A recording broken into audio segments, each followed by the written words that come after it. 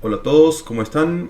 Nuevamente las noticias bursátiles para esta semana, primera semana de abril. Hemos cerrado ya el primer trimestre del 2024 y convendría hacer un análisis detallado sobre cómo han ido rindiendo los distintos instrumentos de inversión a lo largo del presente año, desde el 2 de enero hasta el 31 de marzo.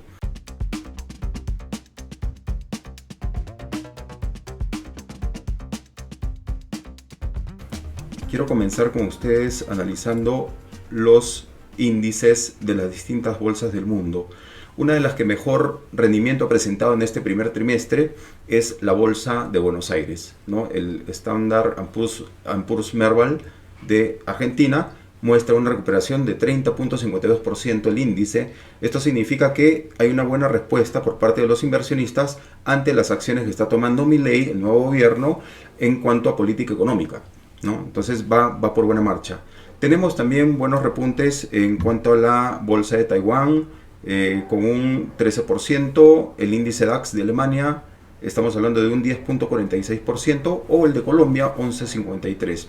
Por ahí está cerca el IBEX 35 de España, 9%, 9.6%, o el de Lima, ¿no? El índice general peruano, 9.27%.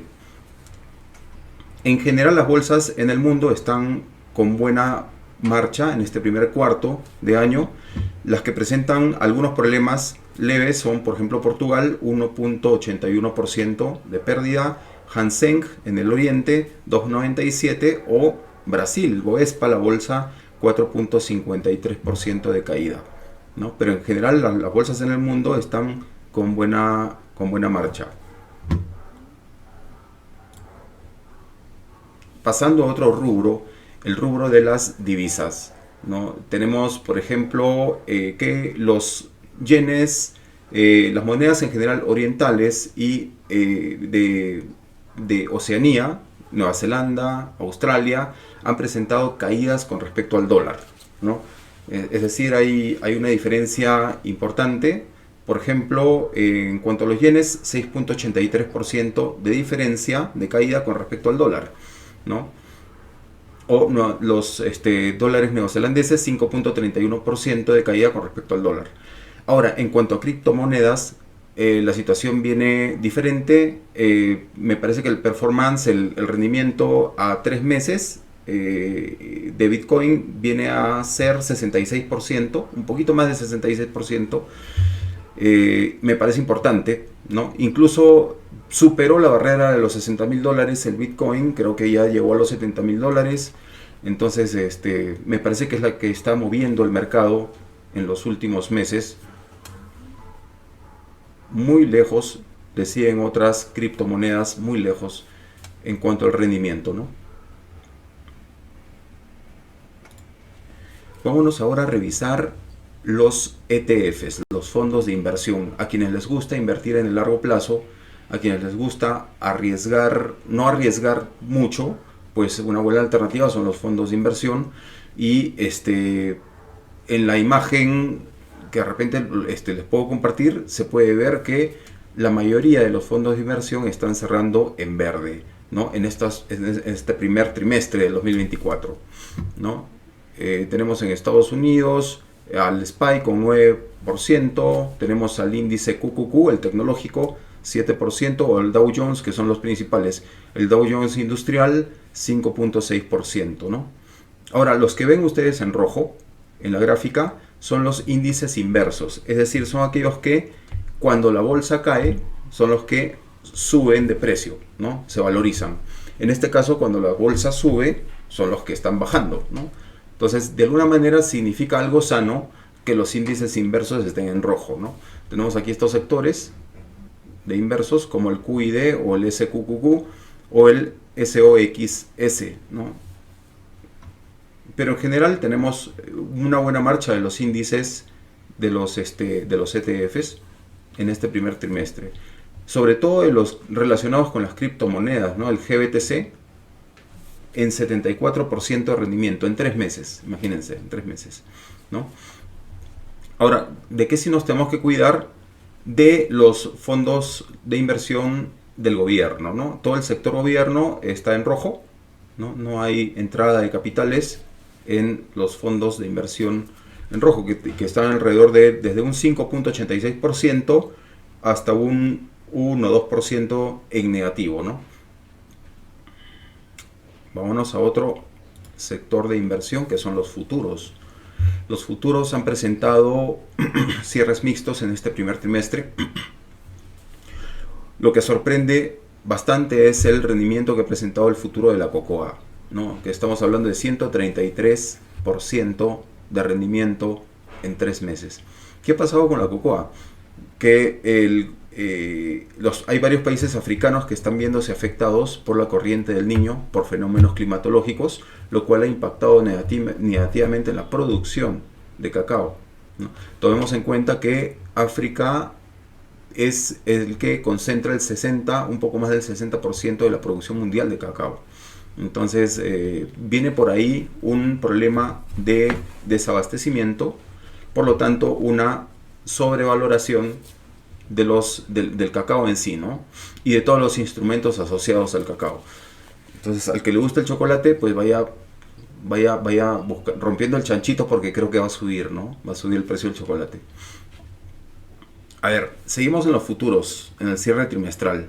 Tenemos también buenos rendimientos en Nikkei, con 21%, por ejemplo, o los futuros relacionados con el crudo, con el petróleo, ¿no? Entre el 15 y 16% de rendimiento. Ahora, ¿hay futuros que han cerrado en negativo? Por supuesto que sí. Por ejemplo, el gas natural. El gas natural lo tenemos en 27% de pérdida, ¿no? Hay problemas con el gas natural, asociados con el conflicto Rusia-Ucrania, asociados con otros problemas de política internacional, ¿no? Entre otros también que registran pérdidas en los futuros está el maíz, la soya, el paladio, ¿no? El platino, algunos metales. Vámonos entonces a revisar otro sector que son los índices. Tenemos el índice Standard & Poor's, que en general está cerrando verde, está cerrando los 3 primeros meses positivo, a excepción de algunas empresas en concreto, que no tienen que ver con la gestión en general de la política económica de los Estados Unidos, que está permitiendo un crecimiento interesante, sino que tienen que ver más con la gestión interna de estas empresas. Una de ellas es Apple, por ejemplo, en el sector tecnológico, con una caída de 11% en los 3 primeros meses. Tenemos otra que es Adobe en el mismo sector tecnológico con 15% de caída, o Intel, por ejemplo, que ha registrado 12% de caída. Tenemos en otros sectores como el de consumo, dentro de ellos la manufactura de autos, Tesla, 32% de pérdida, Tesla, en estos primeros 3 meses.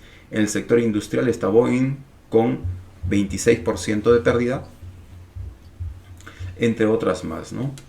Pero en general, si ven ustedes el mapa de calor, se puede apreciar que hay una favorable tendencia por el momento. Siguiendo con el análisis trimestral, tenemos las tasas de interés. Hay una gráfica que he compartido en Instagram, que refiere la evolución de las tasas de interés en los últimos 30 años, ¿no? Más o menos. Tenemos que las tasas de interés al cierre del 2024, del 2023 se mantenía en 5.5 y hasta el momento se mantiene en 5.5% el interés referencial. Esto significa que hay una base, hay una especie de estancamiento y ya no está subiendo más bien ya Powell está tratando de ver la forma de cómo aplicar reducciones a la tasa de interés, pero está queriendo ver señales en el mercado. Está queriendo ver cómo reacciona favorablemente el inversionista, las empresas, el consumo, el empleo. Es decir, está pendiente de ver algunos indicadores macroeconómicos como para poder dar la medida de la reducción paulatina, progresiva de tasas de interés. Powell de la Reserva Federal no quiere dar puntadas sin hilo. Lo que quiere ver es primero tener la seguridad de que hay un cambio de tendencia para luego reforzarlo con una mejora de las tasas de interés, ¿no? Bajarla, digamos, a 5.25 o a 5, ¿no? Se tiene programado para este año, creo que ya se dijo eso, tres reducciones de tasa de interés, ¿no? La primera tendría que ser en junio, pero estamos abiertos a ver qué nos entrega el mercado de aquí hasta ese mes, ¿no? Entonces, mucha prudencia y hay que tener paciencia y no olviden diversificar sus inversiones. Diversificar en cuanto a instrumentos de distinto tipo, en cuanto a empresas de distintos rubros, en cuanto a empresas norteamericanas o asiáticas o europeas o etcétera, o de diversificarla también en cuanto al tiempo. No compren todo en un mismo momento, vayan haciendo compras paulatinas, vayan haciendo ventas paulatinamente también. Recuerden que la diversificación es principalmente una muestra de disciplina y de gobierno personal. Tiene ahí que ver virtudes, tiene ahí que ver disciplina, tiene que ver ahí constancia, muchos, digamos, muchas buenos hábitos de inversionista, ¿no? Muy bien, por mi parte ha sido todo. Nos vemos entonces en una próxima oportunidad para comentarles cómo vamos con las noticias de la semana.